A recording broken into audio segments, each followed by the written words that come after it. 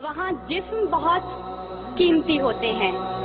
جس معاشرے میں انسانوں کی کوئی قیمت نہیں ہوتی وہاں عزت کی بولی سب سے اونچی لگتی ہے۔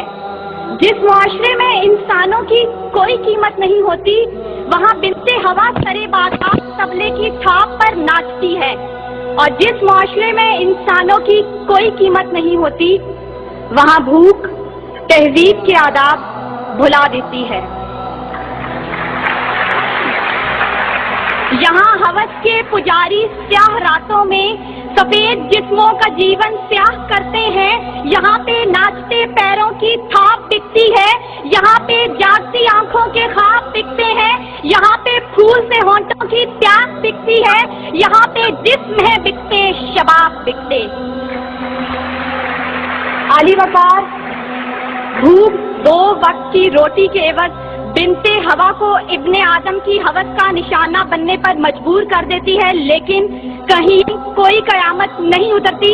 14 سالہ بیرہ اپنی عصمت لٹانے کے بعد جان سے بھی ہاتھ دھو بیٹھتی ہے، لیکن کہیں کوئی قیامت نہیں اترتی۔ تھر کی جلتی ریت پر ننگے پاؤں چلنے والی قوم کا صدر اسلام آباد کی سڑکوں پر مرسیڈیز میں سفر کرتا ہے، لیکن کہیں کوئی قیامت نہیں اترتی۔ بلوچستان کی خشک سالی پر ایئر کنڈیشن کمروں میں منرل واٹر پی پی کر غور کیا جاتا ہے، لیکن کہیں کوئی قیامت نہیں اترتی۔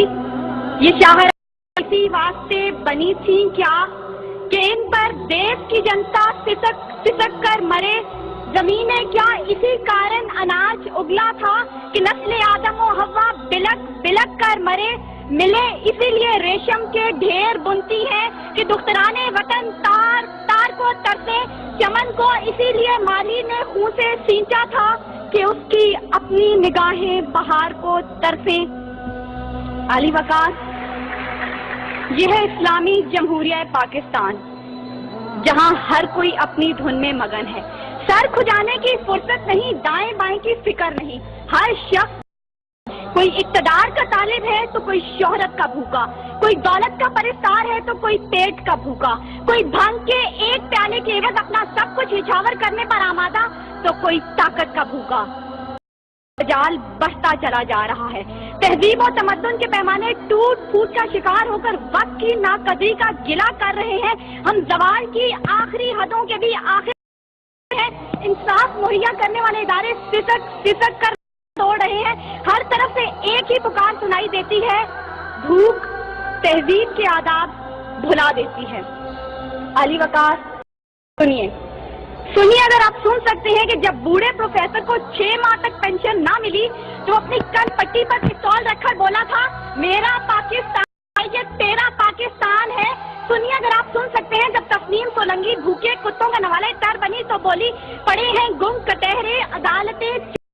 سنیے اگر آپ سن سکتے ہیں جب مزدور شام کو خالی ہاتھ گھر لوٹا تو اپنے بچوں سے نظریں چراتے ہوئے بولا، ہے تلخ بہت بندہ مزدور کے اوقات۔ سنیے اگر آپ سن سکتے ہیں کہ وزیر اعظم کی کھلی کچہری میں خود سوزی کرنے والا شخص بولا تھا، میں بھی پاکستان ہوں تو بھی پاکستان ہے۔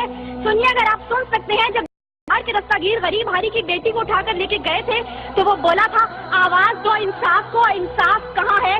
سنیے اگر آپ سن سکتے ہیں کہ ڈما ڈولا کے بے گور و کفن لاشیں چلا چلا کر کہہ رہے ہیں، نوید دو انسان کو کہ انسان مر گیا۔ سنیے اگر آپ سن سکتے ہیں ڈاکٹر عافیہ صدیقی آج بھی سراپا سوال ہے، ذمہ دار کون؟ سنیے اگر آپ سن سکتے ہیں لال مسجد کے شہداء کہہ رہے ہیں، پاک فوج تو زندہ باد۔ اور سنیے اگر آپ سن سکتے ہیں جب بے روزگار باپ نے اپنی 3 جوان بیٹیوں کو موت کے گھاٹ اتارا تھا تو بولا تھا، عجب رسم ہے چارہ گروں کی محفل میں، لگا کر زخم نمک سے مساج کرتے ہیں۔ غریب شہر ترستا ہے ایک نوالے کو، امیر شہر کے کتے بھی راج کرتے ہیں۔ عالی وقار بھوک تہذیب کے آداب بھلا دیتی ہے۔ غربت سے مجبور لوگ اپنے بچے بھون کر کھا جاتے ہیں، اپنے گردے اور آنکھیں بیچ ڈالتے ہیں، اپنی 8 بچیاں دلالوں کے حوالے کر دیتے ہیں، اپنے خاندان کے ساتھ آگ میں کود جاتے ہیں، دریاؤں سمندروں میں چھلانگیں لگا دیتے ہیں، پنکھوں کے ساتھ لٹک جاتے ہیں، ٹرین کی پٹری کے آگے لیٹ جاتے ہیں۔ غربت، ظلم اور مہنگائی سے مجبور لوگ اپنے معصوم بچوں کے گلے کاٹ دیتے ہیں۔ عالی وقار सदारत, विजारत और इमारत के तहजीबी अक़दार पामाल कर देते हैं। कभी तो चंद खोटे सिक्कों के बस कौम की बेटियों को बेच डालते हैं, तो कभी मसाजिद का तकद्दुस पामाल करते हुए इन्हें लहू रंग करते हैं, और कभी आवाम से कहते हैं मैं तुम्हें वहां से निशाना बनाऊंगा कि तुम्हें पता भी नहीं चलेगा। जब लोग ये कहते हैं खुदा देख रहा है, मैं सोचने लगता हूँ क्या देख रहा है। अली वकार, इससे पहले कि भूख इस मुल्क को खा जाए, इससे पहले कि लहजे पे आवाज हो जाए, सुर संगीत सब बेसाज हो जाए, मिल्लत इस्लामिया की ये बेटी, मुल्क और कौम की बेटी और आपकी बेटी आपसे करती है खुदारा बूढ़े बाप का सहारा बन जाइए जिसके बेटे ने खुद सोजी की। खुदारा औरत के आंसू पहुंच डालिए जिसकी बेटी जागीरदार की हवस का निशाना बनी। और खुदारा उन मासूम बच्चों के सर पर दस्ते शफकत रखिए जिनका बाप पुलिस मुकाबले में मारा गया। इन अशार के साथ ही मौजूए ज़ेरे बहस समेटती हूँ। सितम ज़रीफ़ी वक्त में कलियों की नज़ाकत को, दिलों की मोहब्बत को इस तरह से मसला है, इस तरह से कुचला है कि जिंदगी अदियत है और सांस की भी कीमत है। किसका हाथ है जो खून से रगा नहीं, किसका गिरेबां है जो सदाए मौत आती है, शहर भर की गलियों से खून की बू आती है, फूलों और कलियों से।